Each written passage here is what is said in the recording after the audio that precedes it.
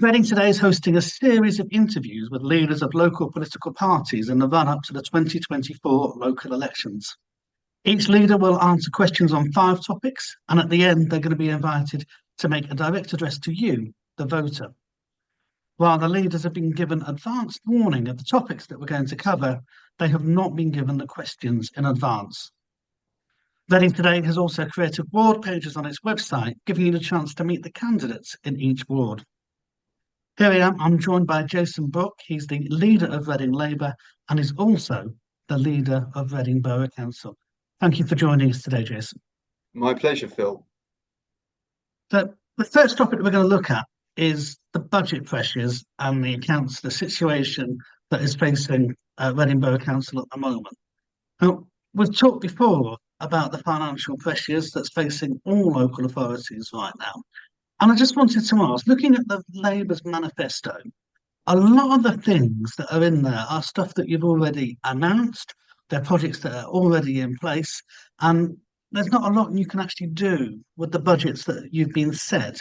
So is your manifesto down to having a lack of vision, a lack of money, or both? Look, we think about our manifesto as a 4-year project. And in fact, it's a peculiarity in Reading, increasingly peculiar, that we have elections almost annually. I think that's a good thing. It's good for and healthy for local democracy. But our manifesto, we projected over a longer horizon than that. So, of course, it looks similar in a great many respects to the one that voters will have seen just last year and will have seen indeed the year before that. But you will notice that it is trimmed down because in the space of just 12 months, we've managed to deliver a pretty hefty chunk of what we had promised to voters last year. And we continue to progress with the other things that we pitched to the electorate. So, yeah, it's financially challenging times for all local authorities. And there's a lot of things we would love to be doing that we simply aren't able to be doing.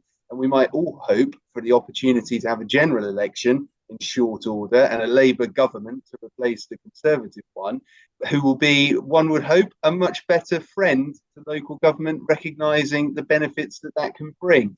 But we are in a robust and resilient financial situation in Reading, even if I would wish that there was a little bit more cash on hand to allow us to be a bit more ambitious around a few things. March, council tax went up again by the maximum allowed without a referendum. It's been the same for years. Each year you've had to raise it by the maximum amount. So it's residents who are having to pay more each time. Does that upset you? Do you wish that there was a different way of funding local services? I have said for years that council tax is a preposterous way to fund local government. We have a government who have not given us a multi-year finance settlement for a very long time, in fact, and that makes it really difficult for all councils to financially plan. At the same time, we have a government that managed such a catastrophe with the economy that inflation has been running far in excess of council tax rises, and inflation hits us. In much the same way that households are having to pay more for things that they purchase, the council is having to pay a lot more for the things that it purchases. And at the same time, because of that pressure on household budgets, more and more people are turning to the council for support. So the amount of things that we're doing, the amount of residents that we're directly supporting is increasing too. So I do not like, no politician would like, putting council tax up. But unfortunately, that's what we have to do if we want to preserve, protect the services that we offer here in Reading. And it's a very comprehensive range of services. We have made provision once again to enhance our council tax support scheme, helping to protect those who are on the lowest incomes in Reading, who then won't have an increase in their council tax bill in the next year. So we're doing what we can to make the increase as equitable as possible. But my ideal outcome would be a review of the entire system of council tax, because it is frankly absurd that we are setting this on the basis of property values from the early 90s. One of the things that keeps popping up on social media is people complaining about the way in which the council's accounts are being handled. And there's complaints that they are submitted late, but at the same time, in March, over in Wokingham, EY were accused of downing tools and walking away. from doing Wokingham's audits. They're also 2 years late. So just tell me, is this affecting Reading? Are you frustrated with the situation? Oh, I've been frustrated with the situation for a long time now. Look, earlier this week we received the provisional audit report for our 2020 to 2021 accounts. That means that we're now as up to date as the vast majority of local authorities nationally. And in fact, the government themselves have identified a huge issue within the audit sector that means that these local government audits are not progressing to the timescales that they should be. Really pleased that our accounts will once again be unqualified. And I suspect that our auditors here, as auditors across the country are doing, will be using a sort of statutory override that means that the 2021 to 22 and the 22 to 23 accounts will actually be essentially given a sort of pass, and then we will sort of reset with the 23 to 24 accounts. Now, I think that there's clearly an endemic issue in the audit sector. I've said that to you before. It needs to be resolved. That requires some action from government, but it also requires, I think, some action from the audit firms themselves. So an awful lot of progress has been made here in Reading compared to the problems that we found with our 2016 to 17 accounts. But the sector, the audit sector, continues to let us down and means that some of that work is a little bit slower than I would ideally have liked. So you feel that some of the criticism that comes the council's way is a bit unfair and unfounded? I understand why people criticize these things. I mean, who wouldn't? Of course, it's an easy thing to pick up and say. And look, let us not deny that there were issues with some of the historic accounts. You know, that we shouldn't have got into a situation here in Reading where the 16-17 accounts took as long to process as they did. But that was the case. Things were identified, some areas of poor practice within that, which have now been remedied, which is why our more recent accounts have had an unqualified opinion. So it was a helpful process, but then we got caught in this perfect storm of lack of capacity in the audit sector. At the end of the day, the bottom line thing here is that the council's financial position has not been adversely affected by any findings in that review of accounts. So, you know, I think it's good that we discovered some of these technical procedural things that were going wrong, had the opportunity to remedy them. Unfortunate that it continues to put such pressure on the finance team here, are progressing forward, and we are now at the sort of same position that the vast majority of other local authorities are at. Let's just focus on that a little bit now. You've increased demand on the services. You've said in the manifesto that there's an extra £16 million that the councils had to find as a result of the inflationary pressures, the cost of living crisis, everything happening. So you've obviously had to cut your cloth accordingly. Where can you see the cuts having to fall next? What do you think the council needs to do to ensure the books can still balance? Well, we've been very good over the past 5-6 years here in Reading at protecting frontline services.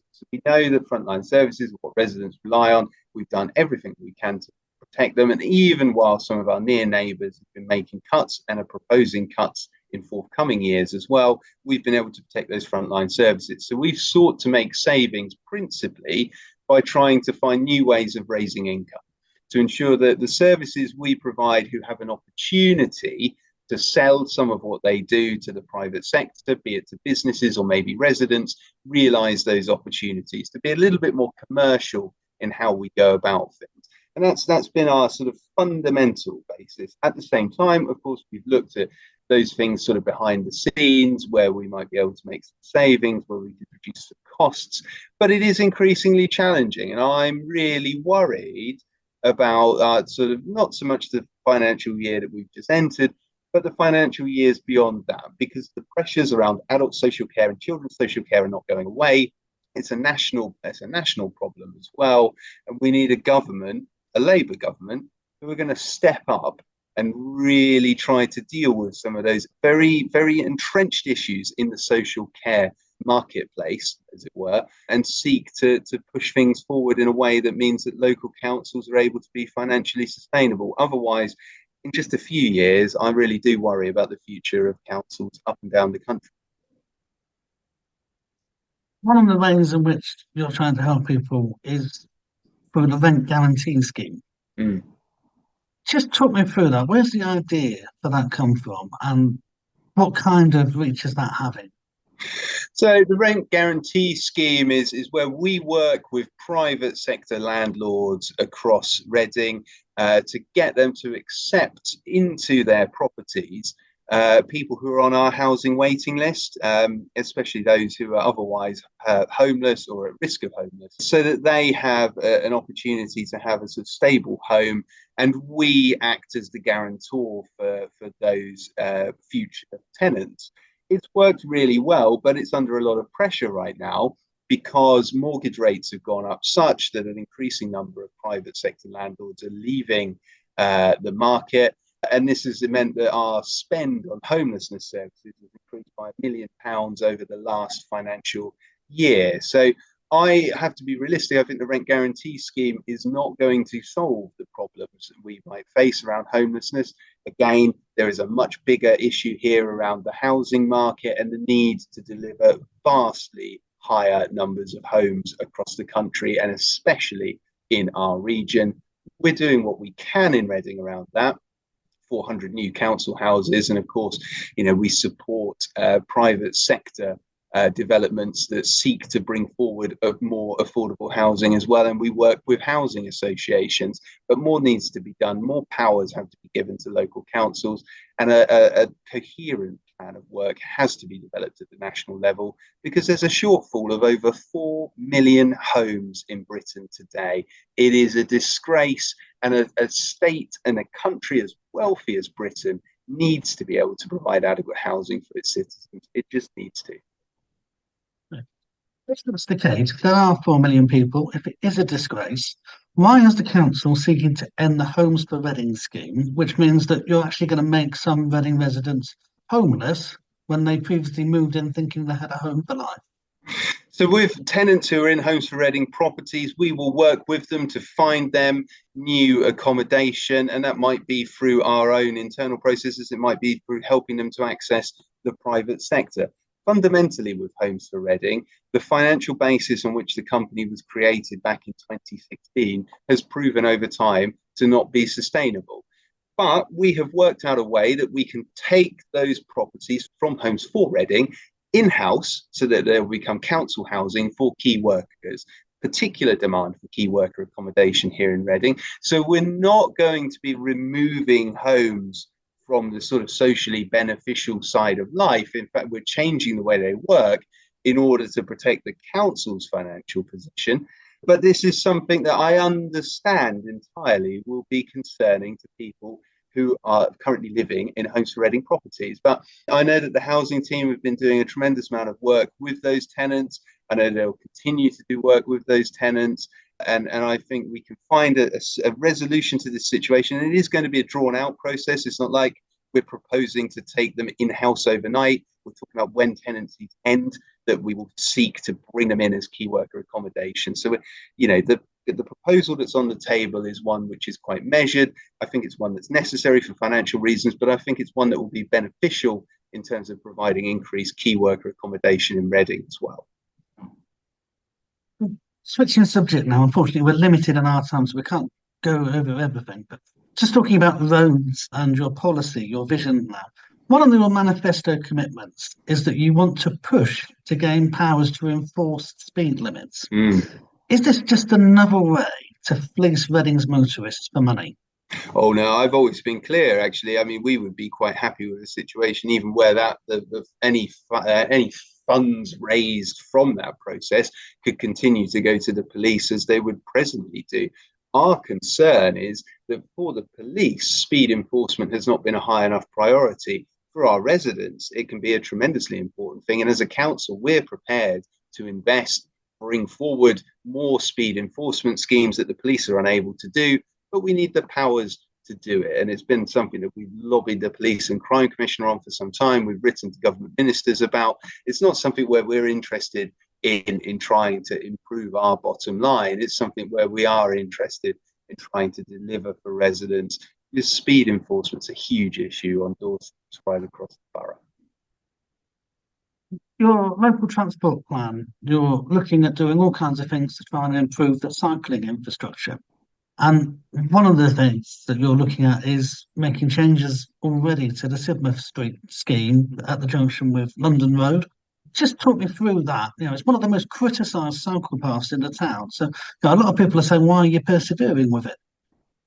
And I understand it's been a particular sore point. It was one of those schemes that was put in the pandemic, and it's something that we want over time to link into a much broader network. Now, why do we persist with it? Because we feel that as we put forward proposals for more funding from government to deliver more cycling infrastructure, we'll be able to make that tie in to a much broader network. I have to say that although the criticisms continue to emerge every now and then around this, the most important thing and the most important stakeholder that we've always communicated with has been the Royal Berkshire Hospital, who have not found that it's had any adverse impact on the ability for emergency services to get to the hospital. So I'm satisfied around that. And as we bring forward more bus lanes and as we bring forward more cycle lanes, it will start to stitch together into a network. One of those ambitious plans is obviously the 26.3 million that has come from the government to help with buses and active transport. That money is now being pressed into use. Are you pleased with the changes that have come into place? Around the bus service improvement plan, look, it's a very comprehensive plan. We're still delivering against it. I've been really pleased about the positive impact that our ability to reduce fares has had. It's got more people onto the buses. £3.50 at the moment for an all Reading, all bus company ticket. Now, I am concerned about what happens when that funding ends in May of 2025 and what the future might be. And so again, it was something that I would like to see a future government have a little bit more focus on what can continue to be done around public transport, particularly bus services.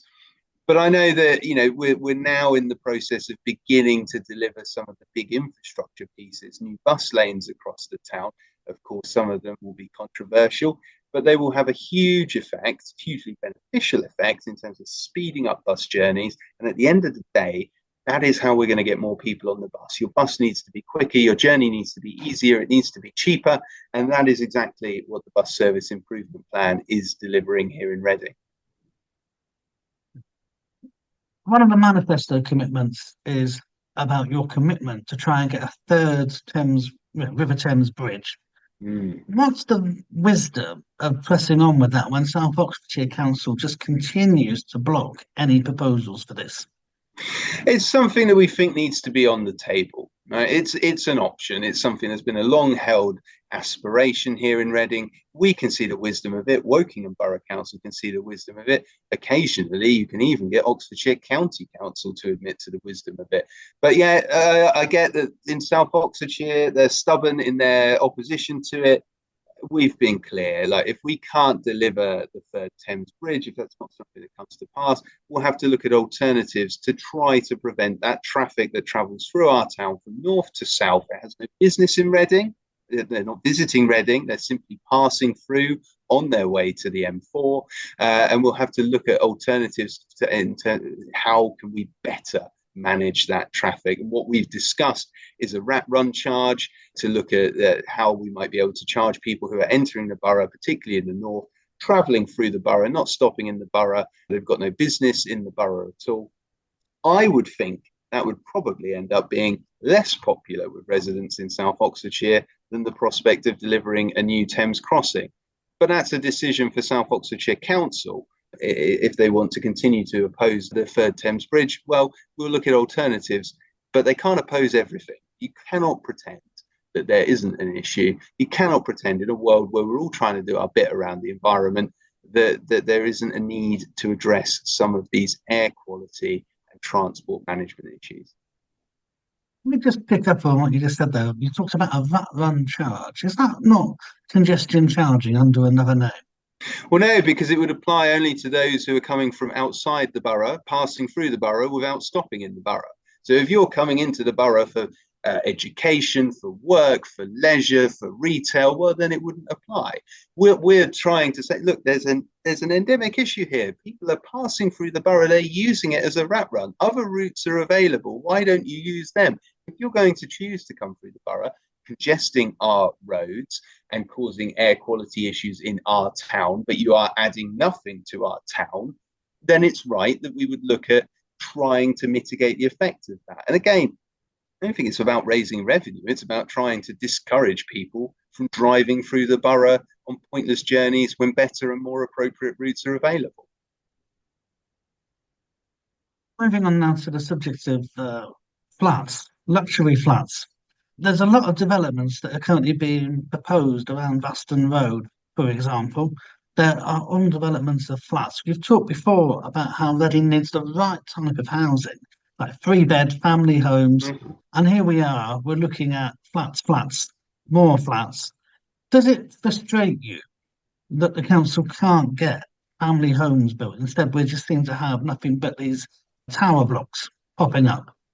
Well, I don't think that's true at all, though, is it, Phil? Because, we have a rather large development of family homes going on at the old golf course up in Emma Green at the moment. So actually, land is being used for family homes. But in the dense urban area, the urban core, the town centre, it's always very likely that flats are going to be built. And flats can be family homes. Flats can be large enough and with adequate communal space and local facilities that they can be family homes. It works all over the world. The problem we have in Reading, the problem we have in Britain, is that our planning system allows far too much latitude to developers to be able to ignore those particular elements of local housing need, and councils have insufficient powers to say, look, this is unacceptable, go back to the drawing board. We've seen that just in the past couple of weeks when a scheme that we refused, that the planning inspector upheld our decision on Vaston Road, was then overturned and allowed no one less than the Secretary of State, Michael Gove. This is just a ludicrous system when a Secretary of State is consenting to a planning application in a town like Reading, which we thought was inappropriate. And this means that we're going to end up with a development that is not going to do enough to meet need here in Reading. I should also acknowledge, as I've already said today, that private developments do lead to more affordable housing as well. We require 30% in terms of our planning policy. Again, developers sometimes get away with a little bit less because of viability assessments, and there's a big conversation to be had there, and proposals for reform. Again, I would be very happy to see that from government, but we do get affordable homes out of those private developments as well. Your manifesto, you talk about housing developments having necessary facilities and public services in place. One can argue that that isn't happening. And we talk about these flat developments. There's no mention of anything like a community centre or a GP surgery or facilities that people actually need. So is this just an empty promise? Well, in some cases, there are such things that are forthcoming. And indeed, developers make contributions under the community infrastructure levy that the council is then able to spend to enable some of those necessary pieces of community infrastructure. GP surgeries, I think, is one where we have to have a little bit more focus, because we would all want to see more GP surgeries, and that would be a much better thing. But of course, simply building a surgery doesn't staff it. And the crisis in the NHS at the moment is such that there are simply insufficient GPs and other healthcare professionals available. And so something has to be done to address that before we would be able to help and facilitate the delivery of new GP surgeries. But I do think that in the main, we do a very good job of pressuring developers to deliver better and better outcomes with their developments. When you look around and you look at something like that Emma Green development on the former golf course, you can see that they're investing in community facilities in the local area. They'll be paying community infrastructure levy. We'll be using that to deliver other ends as well. So there is a fallacy, I think, when people think that a new development means that there will be no additional infrastructure. It does happen. All the same, I do appreciate that some of those things are harder to deliver than others. Going on now to the final topic, which is fly tipping, graffiti, and other eyesores. Your manifesto talks about new initiatives to tackle littering and fly tipping across Reading. What are they? What have you got in mind? So we've begun to increase vastly the number of fines that we issue for fly tipping to try and discourage it. We obviously introduced a couple of years ago our free bulky waste collection service, and we'll review that to see how we might be able to make it work better, because newer regulations have made it more and more challenging to deliver.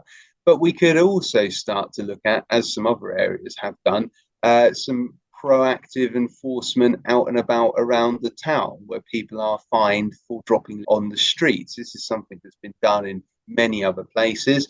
Obviously, it's popular with some and very unpopular with others. It can be politically difficult, but it's right that we would look at it and have a conversation with the public around it if we want to be serious about stopping littering and fly tipping across the town. We fairly recently invested in increasing the size of our sort of waste enforcement team here in the borough, and they're a much more proactive operation than they used to be in terms of visiting houses in multiple occupations, student residences, and so on, because they're exactly the kind of places which, through no malice but through misunderstanding, can end up contributing to some of that sort of detritus litter that we see floating about on our streets. And a lot more work like that, positive community engagement, but also how can we do a little bit more on the enforcement piece to try and crack down. There is an argument that one of the problems is caused by Reading's list of wheelie bins, the residents' wheelie bins, being shrunk. So it leads to more fly tipping. Do you agree with that sentiment?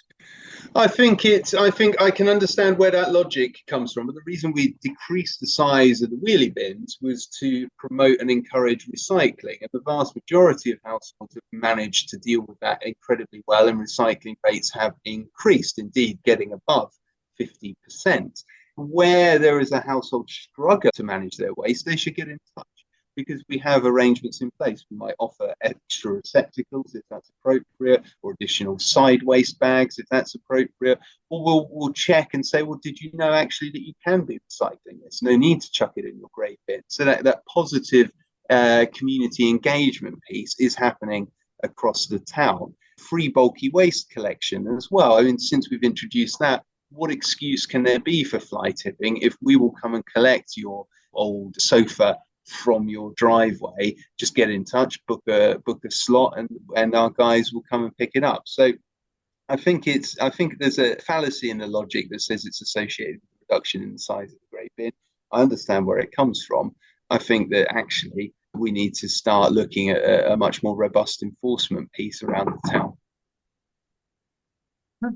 Your manifesto talks about how Reading wants to invest in its public realm to deliver a better environment.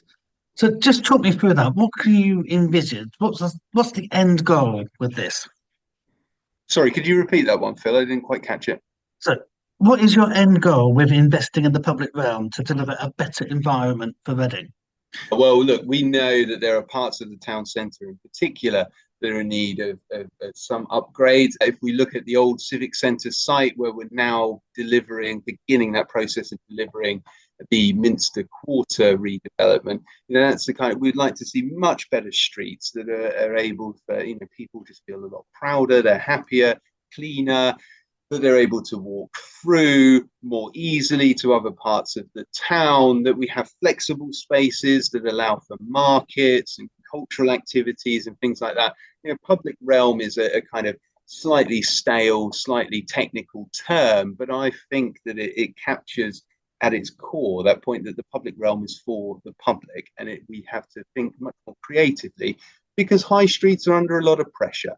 We know that if we want to keep people coming into the town centre, keep our business vibrant, we have to be able to offer a bit more of a leisure cultural experience on our streets as well. Thank you. That concludes the formal part of the interview. Now I'd like to give you the opportunity to directly address Reading's voters ahead of the May the 2nd vote. Well, what I would say is that Reading Labour continues to deliver for Reading, as we have been for a great number of years. And while other councils, including some that are very close to us here in Reading, are making cuts, we are investing in our town.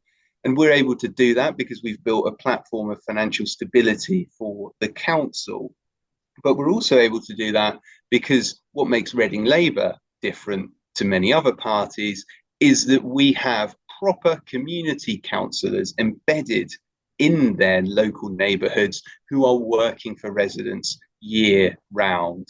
And so if you want a more equitable Reading, a town that's not just an economic powerhouse, but one that works to share its success, I hope that you'll be voting for Labour on May the 2nd. And if you want a greener Reading, a town that actually delivers on its promises around improving the environment rather than simply chats about them, I hope that you'll be voting Labour on May the 2nd. And if you want a safer Reading, a council that actually advocates for residents and invests in community safety rather than presiding over the decline in policing that the Conservative Police and Crime Commissioner and government have done, I hope that you'll be voting Labour on May the 2nd.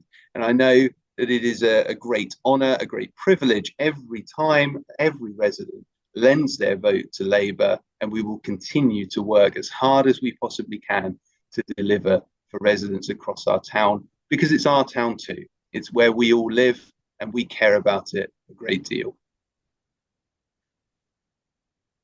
Chris and Bob, thank you very much for your time today.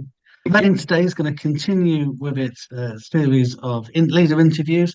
There'll be more coverage in the print edition that goes on sale every Thursday. Come election night, we'll be there to giving you the results as and when they happen. They'll be on our website, which is readingrdg.today. Thank you for watching.